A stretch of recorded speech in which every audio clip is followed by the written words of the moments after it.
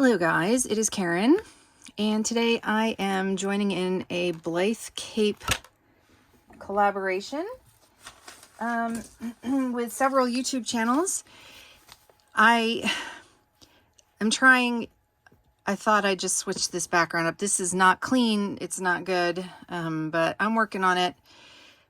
This is my main doll and crafting shelf, and it's completely packed and a disaster. But anyway, so just ignore that. I have her here for a very specific reason. I'll talk to you about that in a minute. So this is Sarah Shades, and I have her in the cape that I made. Some really, some just quickie tights that I made up. And I couldn't find any boots that I like to go with this, or shoes. So I do have the shoes that I got from Marna at Dolls Rescued, but they are for a an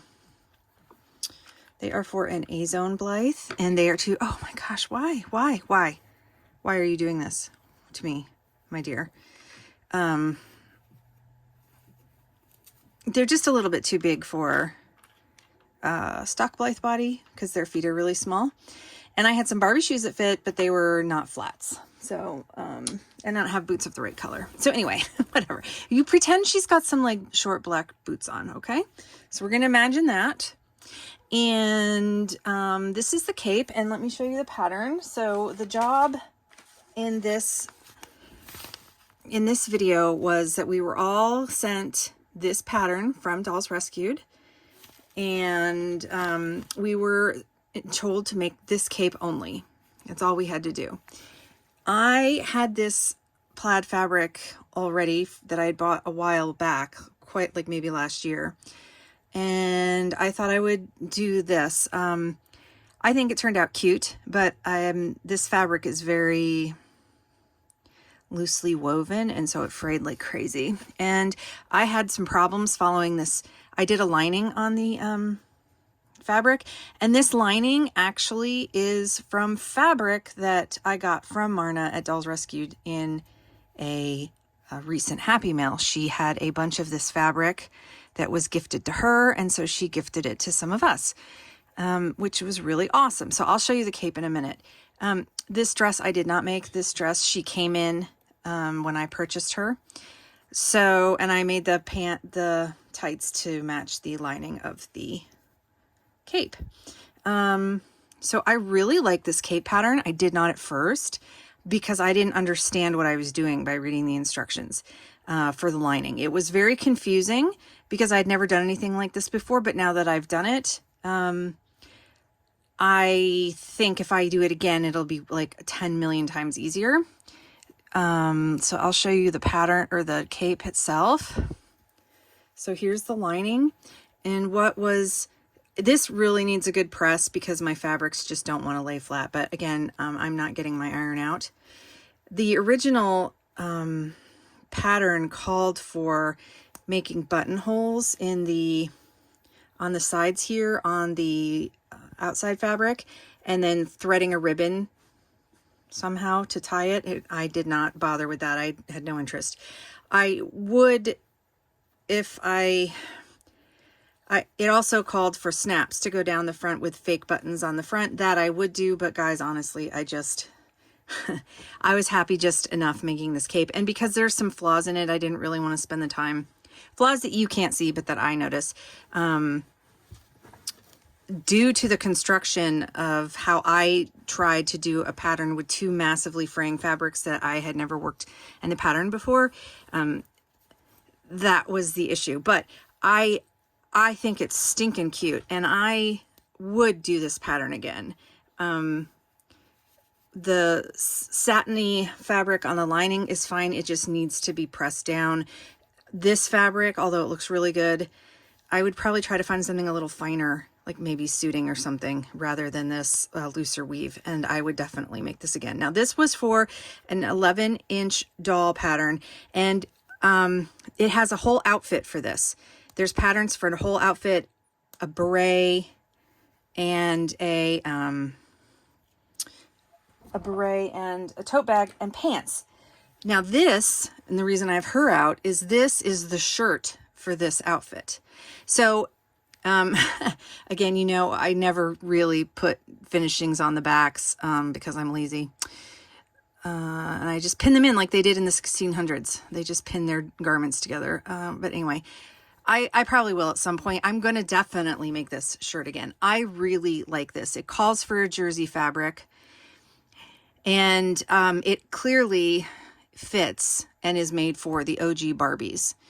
Now, I don't know if by changing the way the deep darts are here that are indicated in the pattern, if that would make it fit. So here's the front, McCall's. Yeah, this is the front, and you do it on the fold. So it's got a very low and very deep dart. So I think if I wanted to do this, I want to try this shirt again. Yeah, it goes like that. I want to try this shirt again, but I want to like leave the darts out and then see how it looks loose on a modern Barbie.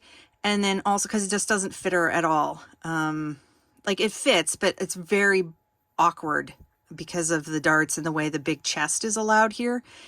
So I would probably sew this up without darts, and then I would either leave them off or I would turn this inside out and then sew the darts to the doll that I was making it. Maybe I'll at some point try to make a modified pattern for modern Barbie. But so yes, I had made this lining to go with this shirt, and it looks really good on Blythe, and it also looks really good on a Barbie. I didn't make the pants. I will at some point, but I wanted to show you the shirt because, like I said, it is very much tailored in that pattern for classic Barbie. So if you didn't put this collar on, I suppose you can leave the collar up or you can fold it over. It calls for you to fold it over, and I think it looks cute folded over with this mock turtleneck coming out, or this. And because my fabrics are not drapey, it doesn't want to drape. But, you know, again, if I had ironed it and stuff, it would probably. So it would look really cute, I think, as they call it, cinched in. But honestly, I think it would be really cute rather instead if you made armholes so she could have her arms out. But because Barbies with the curved arms get in the way and kind of look funny. But yes, it is made for the classic classic OG Barbie bodies with the snatched waists. And I think it's a really good pattern. I am definitely going to be trying the other outfits in this pattern set. There's, what did I do with that? Let's see. So very simple dress, another simple dress. Here's that pattern. You see how they have this, with the straight arms, it works much better. And then you snatch in the waist right there. And then they have a pajama set and a yoga. I bet these two pants are good. These are tailored, and I didn't have interfacing, and I didn't want to, for the waistband and stuff, and I didn't want to bother with them. That's why I didn't do them for this challenge. But I think I'm going to try the other ones out and see how because they look a lot more like less structured and stuff, and will probably work. So I really do like this pattern, and it was pretty ingenious how they didn't. I guess I'm going to explain this really quick if you ever want to try to make this and you don't understand. This lining is much smaller than the actual pattern and size of the fashion fabric. And what you end up doing is after you sew it on the sides, and then here, actually this is where the seam is, and then you sew it on the bottom, and then you fold this over. So there's actually, and mine is wonky.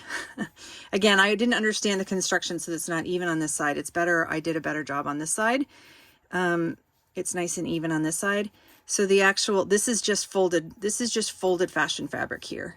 So it folds it over and creates that nice edge. You don't actually have to fold it over and then sew. You sew it before, then it was really awkward to understand the pattern. And then the only other problem I had was I sewed the collar first and I basted it to the inside, right sides together, or whatever, of this. And that is pretty standard for collars, but for some reason I did not get it lined up. I tore the whole thing off and did it again, and I still didn't get it lined up. So I had to tack it down in the corners because I didn't. So anyway, those are the little problems I had trying to figure this out, and why I, say it's not perfect. But you wouldn't be able to see that if I didn't tell you, would you? You wouldn't know.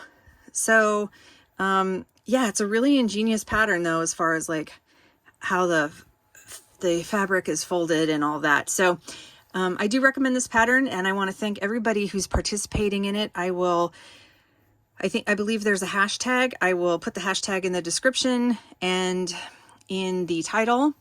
And please go over to Dolls Rescued's channel, because she's the one that's hosting this and provided the patterns and the inspiration. And thank you, Marna, for another chance for me to learn more sewing techniques.